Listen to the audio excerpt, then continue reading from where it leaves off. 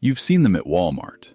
Plain clothes, no cart full of gadgets, just a few quiet staples that look almost boring at first glance. But the Amish know exactly what they're doing. There are 9 items, almost all under $5, sitting on shelves you walk past every week. And once you see which ones they reach for, you'll never look at that store the same way again. Let's start with the item that probably has the most uses of anything on the shelf. A big jug of white vinegar for under $2. The Amish use it to clean countertops, strip grease off cast iron, and rinse produce.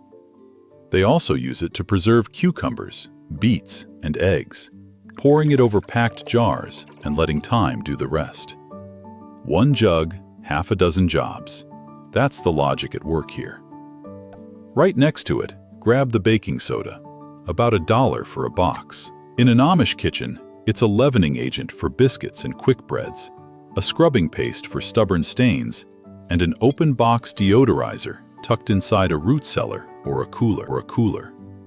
It doesn't expire in any meaningful way. You're not buying a product, you're buying a function. Now, here's the one most people skip entirely: canning salt.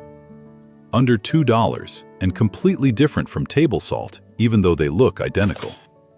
Table salt has anti-caking agents and iodine additives that turn brine cloudy and can affect the seal on preserved food.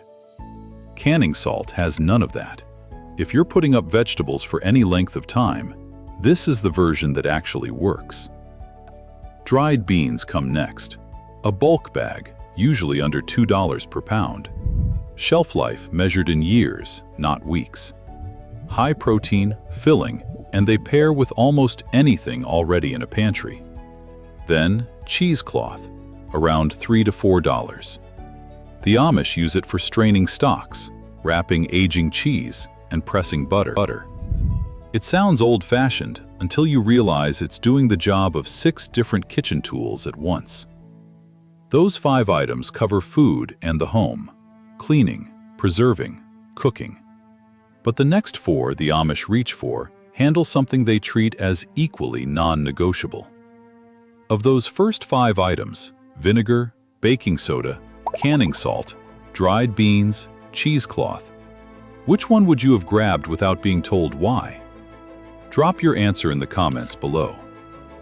Now, let's look at the 4 items the Amish treat as just as essential as anything in the kitchen. Now, the 4 items most people walk right past, and probably shouldn't. Paraffin wax. A small block sitting near the canning supplies, usually under $4. Most people assume it's for candles, and it is, but that's not why the Amish reach for it first. They use it to seal the tops of jam jars, creating an airtight layer that keeps preserves shelf-stable for months without a lid. They also rub it onto the surface of hard cheeses to coat them during aging. 1 block of wax doing the job of a vacuum sealer. That's the trade-off they've already done the math on. Right beside it, petroleum jelly, under $4 for a jar that lasts a long time. The surprise use here isn't skincare, it's rust prevention. A thin layer rubbed onto tool blades, hinges, and saw teeth before storage keeps moisture out and metal clean through a whole winter. Combine a small amount with raw cotton, and you also have reliable fire-starting tinder. The cotton holds the flame long enough to catch kindling, even in damp conditions. Beeswax comes next, usually sold in small blocks or pellets for under $5. You can condition a wooden cutting board with it, waterproof canvas or leather, by rubbing it in and applying gentle heat. And use it as a base for lip and skin care. It also burns cleaner and longer than paraffin when you make candles. 4 completely different jobs, 1 small block. Last is Castile soap, a single concentrated bottle under $5 that handles body wash, dish cleaning, laundry, and surface scrubbing.